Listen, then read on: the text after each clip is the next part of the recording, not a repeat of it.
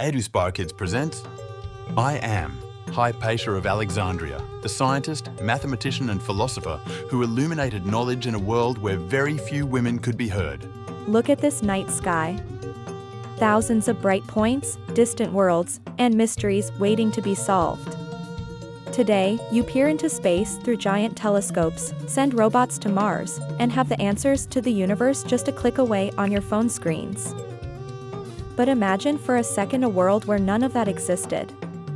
A world where the sky was read entirely by hand, where the answers weren't on the internet, but hidden in gigantic papyrus scrolls that could be destroyed or burned at any moment of conflict. My name is Hypatia, and I was born in the iconic city of Alexandria. History books almost always remember me for my tragic end, as if my death were the only important thing I did on Earth. But today, I'm not here to talk about how my life ended.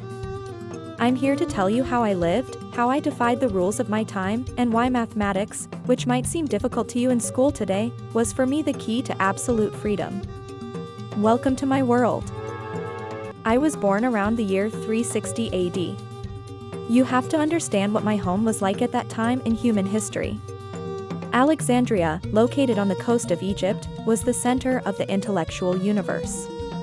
Imagine a chaotic, beautiful, and completely multicultural city. Its streets were frequented by merchants from India, philosophers from Greece, soldiers of the Roman Empire, Christians, Jews, and pagans. The city's port was imposingly dominated by the Lighthouse of Alexandria, one of the great wonders of the ancient world, a giant tower that breathed fire at night to guide ships to shore. But the true heart of the city wasn't its lighthouse, nor its bustling commerce. It was the museum and the legendary Great Library of Alexandria. An incredible place that housed virtually all the knowledge accumulated by humankind up to that time. Hundreds of thousands of handwritten scrolls containing the secrets of medicine, poetry, philosophy, and profound astronomy. I grew up in that scientific ecosystem. While the vast majority of girls of my time were taught exclusively to weave, to keep silent, and to prepare to be the property of a husband in arranged marriages, my life was completely different thanks to a very special man, my father, Theon of Alexandria. My father was the respected director of the city museum. He was a brilliant astronomer and mathematician. He saw in me something that society at the time systematically denied women. He saw a mind without geographical or social limits. My father didn't want a submissive daughter who conformed to the norms. He wanted to cultivate a truly brilliant mind. He personally designed my entire education from childhood. He not only taught me to read classical texts and calculate accurately, but he also trained me rigorously in physical training. I swam in the sea, rode horses, and ran long distances.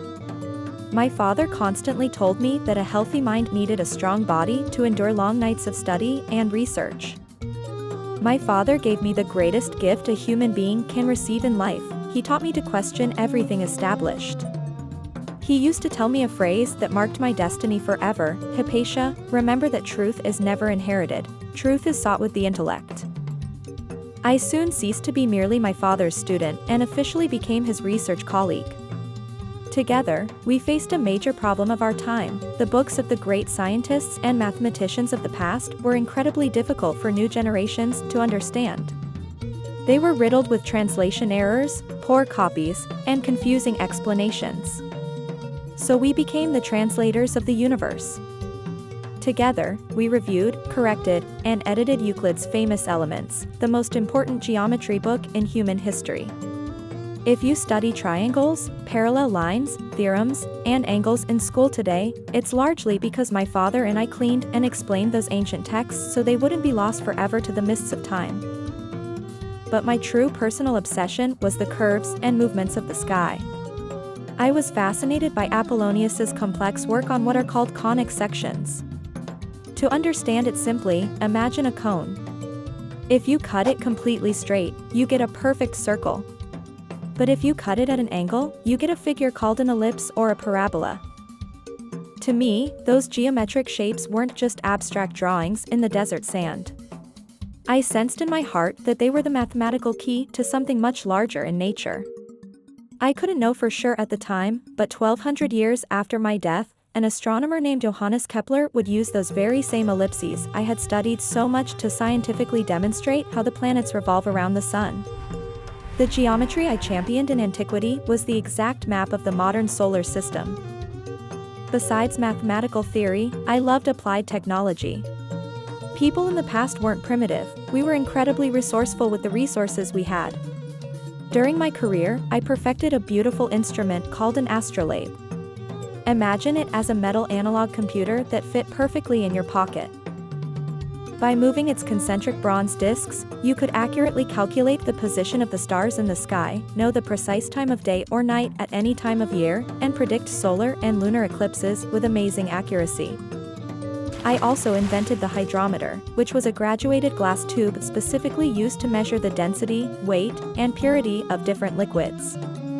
This device is the direct ancestor of the chemical instruments that are used daily in science and medical laboratories around the world today.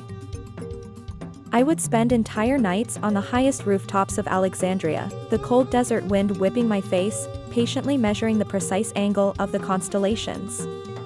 The night sky never made me feel small or insignificant, on the contrary, it made me feel utterly eternal and connected to the whole. As the years passed, my fame spread throughout the Mediterranean. I was appointed director of the prestigious Neoplatonic School of Alexandria. Imagine the scene for a moment, a free, young woman, dressed in the robe traditionally worn only by male philosophers, walking fearlessly through the center of the great city and delivering public lectures on advanced science. In my classrooms, there were no ideological barriers. Christians, pagans, and Jews sat together to learn. For me, the human mind has no obligatory religion, no fixed nationality, and no predetermined gender. I never told my students what to think dogmatically, I taught them the process of how to think for themselves. I always repeated a phrase to my students that was engraved in gold letters for posterity: always reserve your inalienable right to think, because even thinking incorrectly is infinitely better than not thinking at all due to fear. My students deeply respected and adored me. Many of them went on to become important rulers, religious bishops, and powerful judges. The Roman prefect of Alexandria himself, named Orestes, frequently came to my house seeking my political and strategic advice. And it was precisely there, at the height of my career, that my true danger began. The world around me was being torn apart by extremism.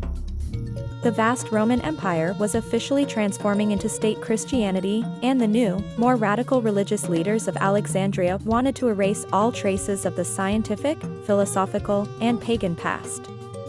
The tolerance we had so fervently defended vanished completely from the streets. Violent riots began, temples of science were burned, and artistic monuments were destroyed en masse.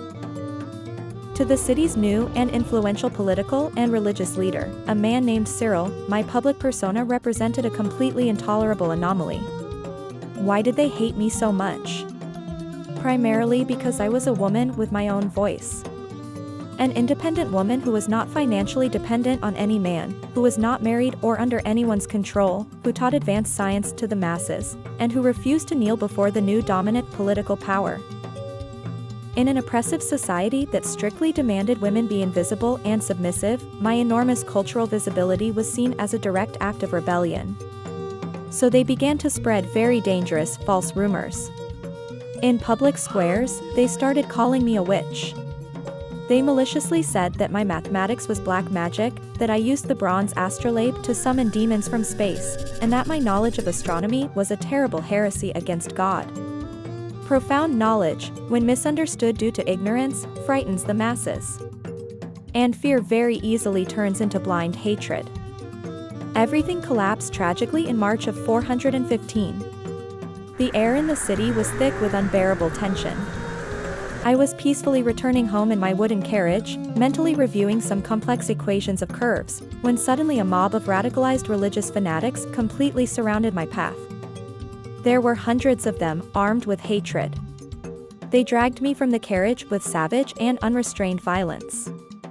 They dragged me across the hard cobblestones of Alexandria's streets to the interior of the imposing temple of the Caesareum. Inside, in the gloom, they forcibly stripped me naked. They savagely beat me with stones and used sharp seashells to tear my skin inch by inch. There was no room for legal proceedings, no philosophical debate, not a shred of human logic. It was simply the brute force of ignorance attempting to destroy free intelligence at its root. Finally, they burned my mutilated remains and scattered my ashes to the wind, seeking my complete oblivion. Those violent men believed that by destroying my physical body, they would forever destroy my ideals of freedom. They falsely believed that fear and censorship would win the battle of history. How incredibly wrong they were. Today, more than 1600 years after that terrible afternoon, I look at the astonishing future you have built and I cannot help but smile from the perspective of history. For my physical sacrifice was not in vain.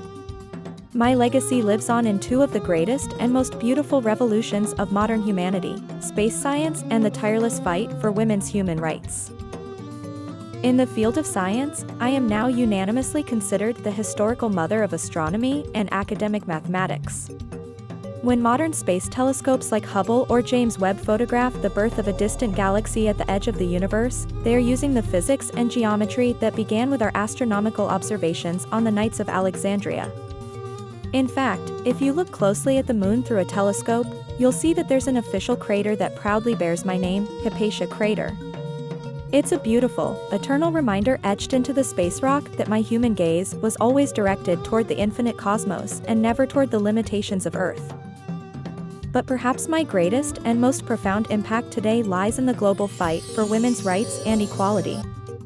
I was the first female scientist and mathematician of whom humanity has a detailed and verifiable historical record.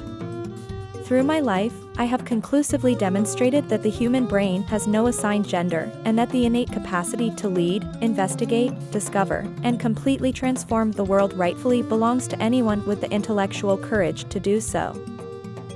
Every time a young woman proudly enters an aerospace engineering laboratory, every time a woman raises her voice strongly in the international political arena to defend justice, and every time a girl anywhere in the world firmly decides that no man or society will choose her destiny for her, my story and my spirit are reborn with full energy.